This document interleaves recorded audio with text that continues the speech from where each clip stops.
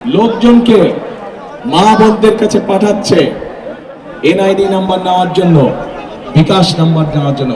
এই খবর আছে আপনাদের কাছে?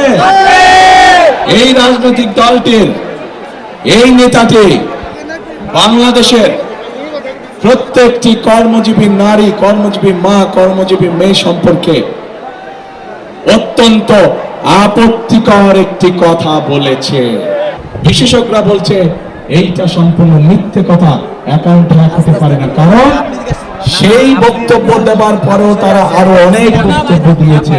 ভোট গণনা করতে দেরি হবে, এই উসিলা দিয়ে যদি কেউ কোন সুযোগ নিতে চায়, প্রিয় ভাই বোনেরা, আপনাদেরকে তা প্রতিরোধ করতে হবে। পারবেন?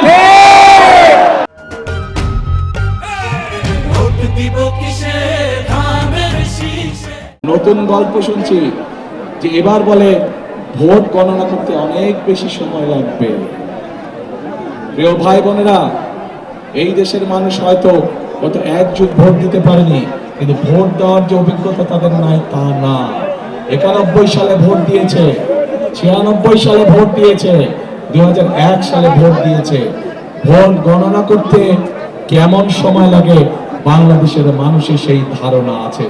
কাজেই যদি কেউ ভোট গণনা করতে দেরি হবে, এই উসিলা দিয়ে যদি কেউ কোন সুযোগ নিতে চায়, প্রিয় ভাই বোনেরা, আপনাদেরকে তা প্রতিরোধ করতে হবে। পারবেন? ইনশাআল্লাহ। কয়েকদিন আগে একটি রাজনৈতিক দলের এক শীর্ষ নেতা একটি আন্তর্জাতিক গণমাধ্যমে বলে বসল যে নারীদেরকে তারা কোন দৃষ্টিতে দেখে। শুধু তাই নয়, গতকাল আমরা দেখলাম, প্রিয় ভাই বোনেরা, গতকাল আমরা দেখলাম সেই নেতা, সেই রাজনৈতিক দলের নেতা বাংলাদেশের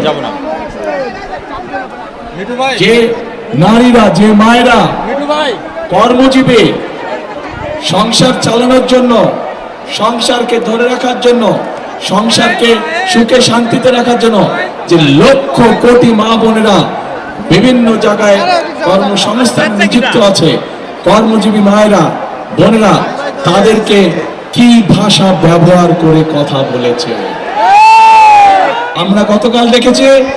এই রাজনৈতিক দলটির এই নেতাটি বাংলাদেশের প্রত্যেকটি কর্মজীবী নারী, কর্মজীবী মা, কর্মজীবী মেয়ে সম্পর্কে অত্যন্ত আপত্তিকর একটি কথা বলেছে। প্রিয় ভাই বোনেরা, যারা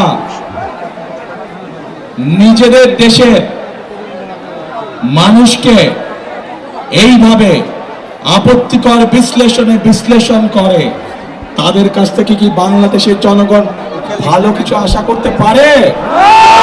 তাদের কাছ থেকে ভালো কিছু আশা করা সম্ভব নয়। শুধু তাই নয়, প্রিয় ভাই বোনেরা, এই আপত্তিকর কথা বলার পরে যখন তারা দেখলো বাংলাদেশের সকল মানুষ তীব্র প্রতিক্রিয়া প্রদর্শন করেছে, তখন তারা বলল যে তাদের অ্যাকাউন্ট বলে হ্যাক হয়ে গিয়েছিল। কিন্তু আমরা দেখেছি বিশেষজ্ঞরা বলছে এইটা সম্পূর্ণ মিথ্যে কথা, অ্যাকাউন্ট হ্যাক হতে পারে না। কারণ সেই বক্তব্য দেওয়ার পরেও তারা আরো অনেক বক্তব্য দিয়েছে, অ্যাকাউন্ট হ্যাক হয়নি। অর্থাৎ কি দাঁড়ালো যে তারা সমগ্র জাতির সামনে জ্যান্ত ভাবে নিজেদেরকে রক্ষা করার জন্য মিথ্যে কথা বলছে। যারা জনগণের সামনে প্রকাশ্যে মিথ্যে কথা বলতে পারে, তারা আজ যাই হোক জনগণের বন্ধু হতে পারে না। এরা এখন ষড়যন্ত্র শুরু করেছে কিভাবে নির্বাচনকে বাধাগ্রস্ত করা যায়। এরা এখন তাদের লোকজনকে মা বোনদের কাছে পাঠাচ্ছে এনআইডি নাম্বার নেওয়ার জন্য, বিকাশ নাম্বার নেওয়ার জন্য। এই খবর আছে আপনাদের কাছে?